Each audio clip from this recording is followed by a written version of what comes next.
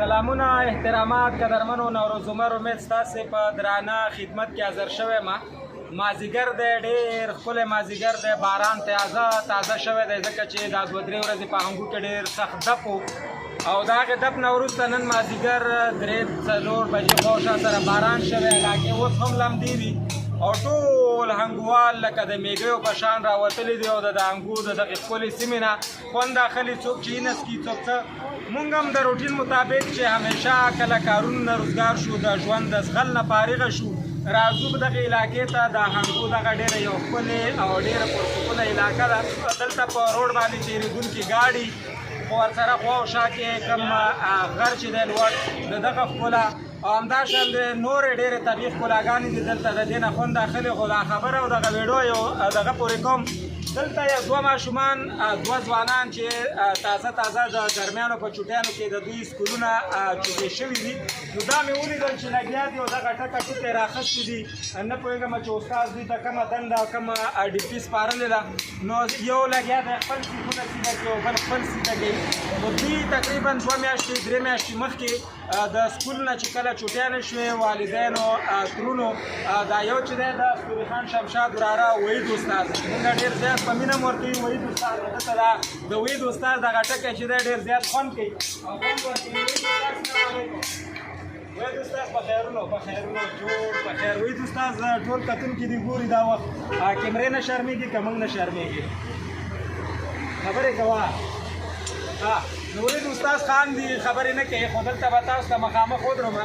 وحید استاد څو میاشتې مخکې راغلی دی او دغه د ویل کاروبار زده کوي وحید استاد وایي زه چې په کلي کې د نورو ماشومانو سره وزګارو ماشومانو سره منډې ترړې لوبې کوم شیطانیانې کوم یا به د چا سر مات وي او یا به زما سر مات وي خو د هغې نه ښه دا ده چې د سکول سره د خپل کسب هم څښتن شمه نو څه شی دي جوړول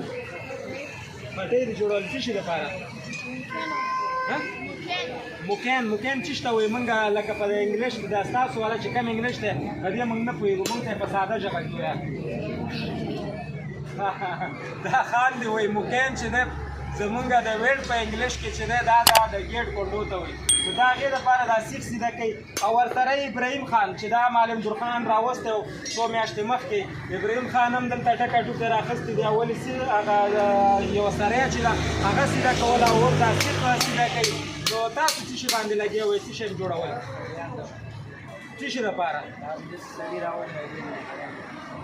نو ته دلته خوشحاله که نه د کلي کوڅو منډې ترړې هغه ښې وي او که دلته چې یو شی زده کړې او که نه لکه سبا به دې کور وي بچي به دې وي زندګي به در په غاړه وي مور پلار به دې سپین ږیري بوډاګان وي نو د هغو بیا په هغه دغه منډې ترړې بیا هغې وخت کې ستا په کار نه راځي او دا کار دې په کار راځي همداسې ده که نه هغه ماشومان چې دا وخت د سکول چوټیانې وي او فضول ګرځي خپل وخت فضول تېروي هغوی دپاره به څه میسج ورکوي هغوی ته څه میسج ورکوي چې هغو څه وکړي کارونه زده کړي کسبونه زده کړي که نه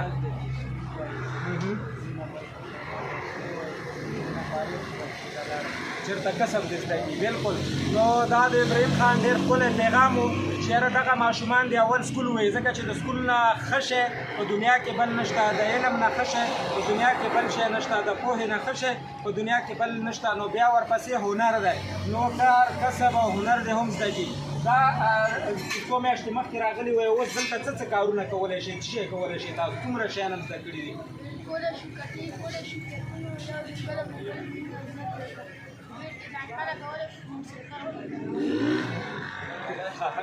وحید استاد ډېر ګپشپي دی خان دي که نه نو دا وایي چې یاره مونږ ویلډ کولی شو کټایي کولی شو انګلې چې دي دا هم زده کړي دي نو دا ډېره ښه خبره ده چې دغومره ماشومانو ته د انګلو نامې ورځي ابراهیم خان تا څه شی زده کړي تر اوسه ښه دا دې زده کړي دي څومره ذمهواري در په غاړه ده اورېدلي مې دي چې د دوکان چابیان هم تا سره دوکان خلاصۍ باندې دا ټول تا په غاړه وحید استاد څه کوي دې نه ځان لکه پټ کړی دی اوس وختي راځي نو بس دغه ذمهوارۍ دي چې ماشومانو باندې اچولي دي دې سره کله چې د ابراهیم خان ته د دغې دوکان چابي میلاو شي د دې هغه کیلي چې دته میلاو شي او د دوکان کولاوی د په ځان باندې اعتبار په ځان باندې اعتماد کانفیډنس چې دی هغه پیدا کېږي او دې سره به چې دی دا په آینده کې یو د خپل ټولنې دپاره د خپل کورنۍ دپاره په ځان کې د یو غټ انسان د یو غټ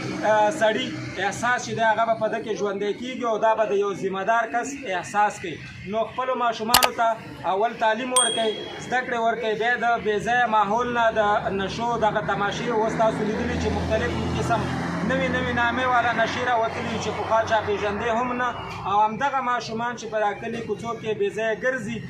دغه مافیا کومه چې په دغه نشو تماشو کې ښکېل ده، هغو دغه ماشومانو باندې کار کوي او نشو تماشو ته یې مخه کوي. نو خپل ماشومان دغه شانتې کسبونو کارونو ته راوګرځوئ. ډېره مننه. تر بیا چې زه ستاسو په درانه خدمت کې حاضرېږم. د لوی الله په امان. په مخه مو